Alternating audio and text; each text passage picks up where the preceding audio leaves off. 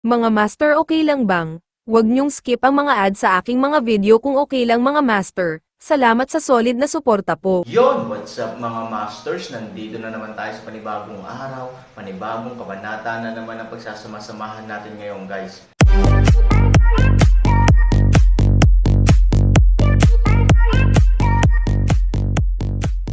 Bali mga masters, kung bago ka pa lang po sa aking YouTube channel, please click the subscribe button, lalong-lalo na po yung notification bell guys, para maging connected pa rin tayo sa isa't isa at maging updated kayo sa mga susunod ko pang video.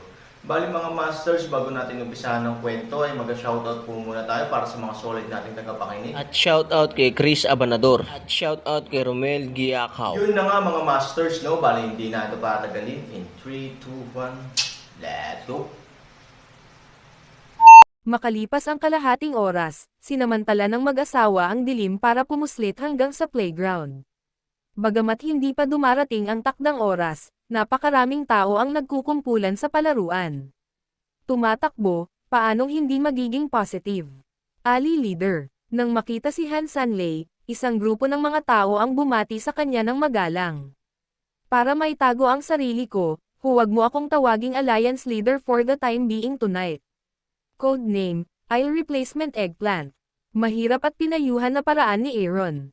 Tumanggo ang karamihan. Nandito ba lahat? Tanong ni Aaron. Tumanggo si Fulin, basically lahat ng senior executives ay nauna na sa pwesto. Magsisimula muna tayo. Sinulyapan ni Han Sanchen ang mga tao, hinaan mo ang iyong boses. Ang Northgate ang pinakamahinang depensa, at lahat sila ay aking mga pinagkakatiwalaan. Lumabas tayo sa Northgate. Ang Northgate ay ang likod na pinto muli. Sa pangkalahatan, bilang isang tao na may ilang katayuan sa lungsod, hindi siya dadaan sa gate na ito, dahil ang likod na pinto, kung tutuusin, ay may ibig sabihin na masama sa mata ng karamihan ng mga tao. Sa makatuwid, sa sandaling ito, ang isipan ng mga tao ay halo-halong sandali. Ilang araw na ang nakalipas, namamatay pa rin sila, ngunit biglang dumating ang kaligayahan. Napalitan sila ng kalungkutan tungo sa saya at naabot pa nila ang rurok ng kanilang buhay. Gayunpaman, kapag sila ay puno ng kagalakan, sino ang mag-aakala na makalipas lamang ang ilang araw, sila ay parang mga daga, at maaari lamang mag-scuttle at tumakas sa walang katapusang gabing ito. Ang mga ups and downs ng buhay ay madalas na mahirap tanggapin. Sa Northgate, karamihan sa mga bantay ay matatandang elite ng misteryosong alyansa ng mga tao. Mukhang nagayos na si Han Sanchen dati. Pagdating nila, ang Northgate ay nabuksan ng walang anumang tunog. Kasabay nito, tinulungan din nila ang isang grupo ng mga senior executive na mabilis na lumikas. Makalipas ang kalahating oras, walang natira maliban sa walang laman na gate ng Northgate. Ang Northgate ay umakyat hanggang sa itaas, ngunit isang grupo ng mga tropa ang nagmarcha ng palihim at mabilis sa gabi. At ang dalawang malalaking hukbo na nasa parehong pagmamadali sa kanila ay kasing siksik ng mga hayop na mandaragit. Ang kanilang koponan ay isang pare-parehong kilometro ang haba at tuloy-tuloy. Ang isang koponan ng limang ay malinaw na malakas at kahanga-hanga. Yung isa naman ay napaka-misteryoso.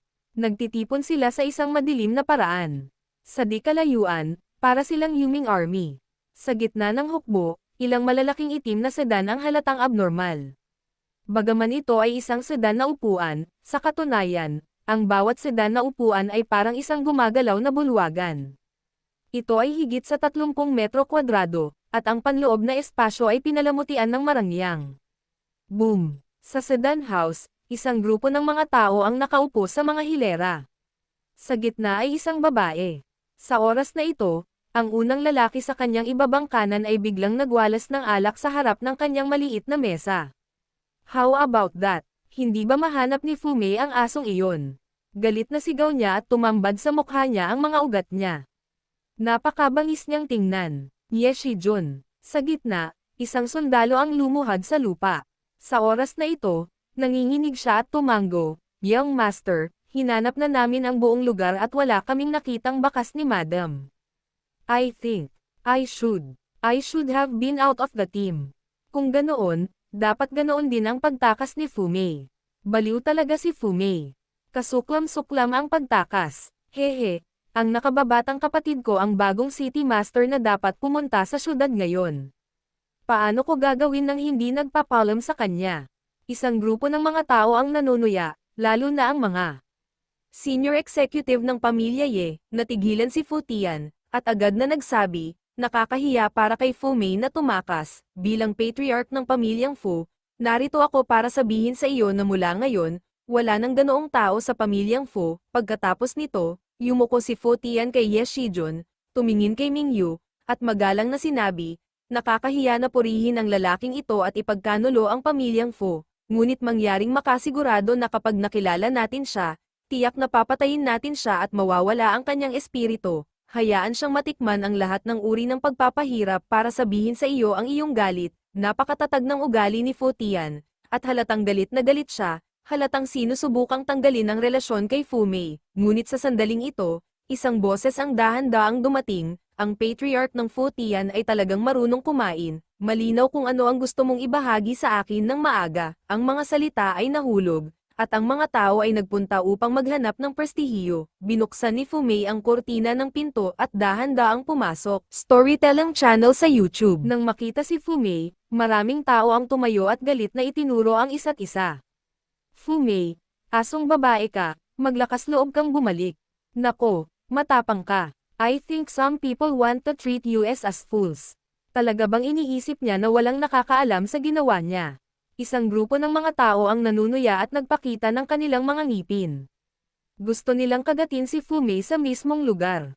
Kayong tatlo, 8. Galit na bumangon si Ye Shijun, naikuyom ang kamao, at gustong bumangon at direktang magsimula.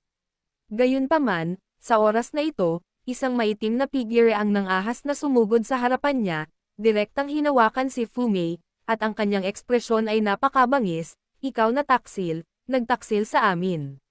Walang ibang tao sa taong ito maliban sa tumulong sa langit. Pinatay kita. Sa sandaling lasing ang malamig na boses, direktang hinayla ni Fu Tian ang kamay ni Fu Mei at nagsimulang magdala ng kapasidad. Sa buong bahay ng kotse, nabaliw ako sa pagpatay ng mga tao saglit. If you have the guts, you can do it. In the future, some people will natural understand kung ako ba ay traidor o ikaw ay traidor. Malamig na tugon ni Fu Mei nang walang takot. Ano bang pinagsasasabi mo? How dare you throw marumi water on me when you are such a bitch and don't admit to doing some stupid things yourself? Galit na galit si Fu Tian kaya napangisi siya, naghahanap ka ng medyo kaina-hinalang tao na magwiwisik ng maruming tubig. Lumapit ka sa akin. Natatakot ako na hindi ka tanga. Ngunit palagi kong kasama si Young Master Ye. Kung hindi ka umalis, hindi ka magiging traidor. Malamig na ngumiti si Fu Mei. Gamit ang isang kamay, direkta niyang kinatok ang kamay ni Fu Tian, at pagkatapos ay tumingin kay Ming Yu, si Fu Mei ay tamad at makipag-usap ng walang kaparirikan sa mga ganoong tao. Sana ay maging inosente ang Dragon Elder. Dahil naniniwala ako na ang Dragon Elder ay hindi kasing walang utak gaya ng ilang magulo. Biglang nagalit si Fu Tian. Ang dahilan kung bakit siya nagmamadaling lumabas ay dahil gusto niyang ipakita ang kanyang determinasyon at ang hangganan kasama si Fu Mei sa harap ng mga taong ito.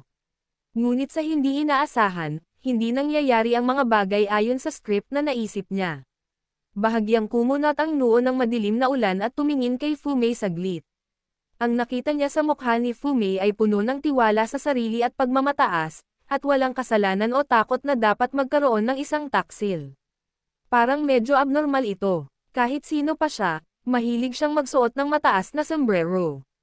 Kahit alam niyang mataas na sombrero ito, hinding-hindi siya tatanggi. Si Ming Yu ay nasiyahan din sa pagsusuri ni Fu Mei. Pagkatapos ng kaunting pag-aalinlangan, sinabi niya, kahit gaano kahusay ang psikolohikal na kalidad ng isang tao, natatakot ako na mahirap gawin si Mrs. Ye na mayabang bilang isang magnanakaw. Sa makatuwid, I am willing to give Mrs. Ye a chance to explain. Mrs. Ye, nalaman ng especially iya na umalis ka sa nagmamarchang hukbo ngayong gabi, at walang bakas ng ilang oras. This is for the public and private. Dapat mo rin bang ipaliwanag ang ginawa mo? Kung tutusin, lahat tayo ay isang grupo ng mga tao, hindi ba? Nang bumuhos ang ulan, tumingin ang mga tao kay Fu Mei. Galit na galit si Fu Tian kaya lumabas ang kanyang dalawang butas ng ilong. Ngayon, tingnan natin kung gaano kasophistikado si Fu Mei. Magiliw na ngumiti si Fumei at tumingin sa mga tao sa paligid niya. Walang kisap o takot sa kanyang mga mata, ngunit isang mahinang pagbabanta ang lumitaw sa mga sulok ng kanyang bibig. Mukhang wala siyang pakialam sa kanibalismo ng mga tao. Walang pagpipilian si Fumei kundi iling ang kanyang ulo sa mapait na boses at tumingin kay Mingyu, mapagkakatiwalaan ba ako ng mga tao dito? Sa sandaling ito ay, sinabi, ang mga tao na nagmamasid ng may pag-iimbot ay nagsigawan ng kanilang mga ngipin, ang kanyang ina, siya, isang pinaghihinalaang taksil, ay kinagat sila pabalik sa sandaling ito, pinag-uusapan kung maniniwala sila o hindi, ito ay isang ganap na insulto, habang ang mga tao ay nabalisa, sa oras na ito, bahagyang itinaas ni Mingyu ang kanyang kamay at sumenyas na tumahimik, pagkatapos ay tumango siya kay Fumei, na nagpapahiwatig na maaari siyang magsalita. Bahagyang napangisi si Fumei at sinabing, pumunta ako sa lungsod ngayon, ano? Panahon na para umalis sa lungsod. Shit, sabi ko nagpunta ang traidor sa lungsod at natagpuan ang kalaban. Ang kanyang ina, ang patay na traidor ay nangangahas pa ring sabihin na hindi siya traidor. Shit, I think mas mabuting ibagsak natin siya agad. Kung hindi, daan-daang pinsala lang ang ay dudulot nito sa atin nang walang anumang pakinabang. Sa mga salitang ito, agad na nagsimulang kumulo ang silid ng kotse, na parabang nilagyan ng tubig ang mantika, at ang kumukulo ay parang kawali. Ang ilan ay mas masahol pa, at kahit na direktang umalis, kaya gusto nilang mahuli si Fumei. Ngunit hindi gumalaw si Fumei. She just snorted coldly. Bakit? Ang mga taong dapat mahulog sa lungsod ay mga traidor. Kung sasabihin ko sa iyo, nakilala ko rin ang Aaron. Gusto mo bang sumabog sa sito? At si Han Sanchen, natigilan muli ang isang grupo ng mga tao, ngunit sa isang kisap mata ay mas lalong nagalit ang mga tao. Ang kanyang ina, ang patay na asong ito ay hindi madaling mamatay. Siguro ang nanay niya ang gustong sumuko kay Aaron, pero tinanggihan. Kaya naman siya bumalik. Kung ganoon, ano ang kanyang saloobin? Isang grupo ng mga tao ang galit na tumuro sa isa't isa, at mas nagalit si Ye Shijun. Wala siyang interes kay Fumei sa mahabang panahon, ngunit gayon paman, si Fumei ay sarili niyang aso. Kahit na ang aso ay mura at walang silbi, ito ay palaging magiging sarili nitong aso. Sa makatuwid, hindi katanggap-tanggap para sa kanya na pumunta ng pribado sa lungsod. Bilang karagdagan, ang makita si Han Sanchen sa lungsod ay hindi mabata. Sarili kong aso yan. Kung ang sarili kong aso ang gumagawa ng mga bagay na ito, paano mahihiya ang kanyang amo? Kung hindi lang dahil kay Mingyu, gustong-gusto niyang sakalin ngayon ang mabahong babaeng ito, para hindi siya maging mata dito. Pinandilatan ni Mingyu ang grupo ng mga taong magsisimula na, muling pinatatag ang sitwasyon, huminga ng malalim, at tumingin kay Fumei, dapat kang pumunta sa lungsod upang makita si Han Sanchen. Ano ang iyong ginagawa? Alam ni Fumei na pagdating sa cultivation, si Fumei ay hindi kasing galing ng mga eksperto na naroroon, ni kasing talino ng mga tao dito. Ngunit bilang asawa ng Young Master Ye, si Fumei ay talagang ayaw gumawa ng kahit ano. Panipi, syempre, ito ay isang magandang ideya. Sa madaling salita, nais din ni Fumei na magbigay ng mga kontribusyon, gumawa ng isang bagay para sa digmaang ito. Pagkatapos ay ngumisi si Fumei, kung gusto ni Fumei na maging isang taksil, maaari na lang siyang umalis. Bakit kailangan mong bumalik at mamatay? Dahil naglakas loob si Fumei na bumalik, natural, magiging malinis ang kanyang konsensya. Isang grupo ng mga executive na naging agresibo lang ang nakarinig sa mga salita ni Fumei, at ilang sandali silang nalito. Kahit na ang lahat ay naniniwala na si Fumei ay walang alinlangan na isang taksil, ang mga salita ni Fumei ay hindi makatwiran. Kung talagang traidor siya, how dare she run back? Bahagyang tumango si Mingyu at sinenyasan si Fumei na magpatuloy. Ngumiti si Fumei, tulad ng alam nating lahat, ang kapatid ni Fumei ay ang pinuno ng lungsod ngayon.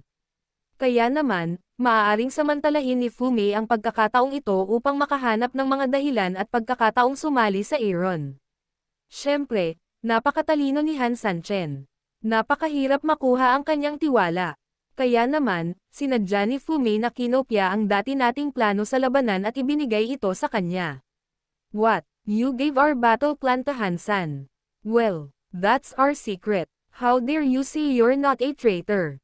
Tama ka. Nakakainis na ibaling ang ganoong mahalagang sikreto sa kalaban. Kahit 1,000 beses ka naming patayin, mahirap tanggalin ang galit namin.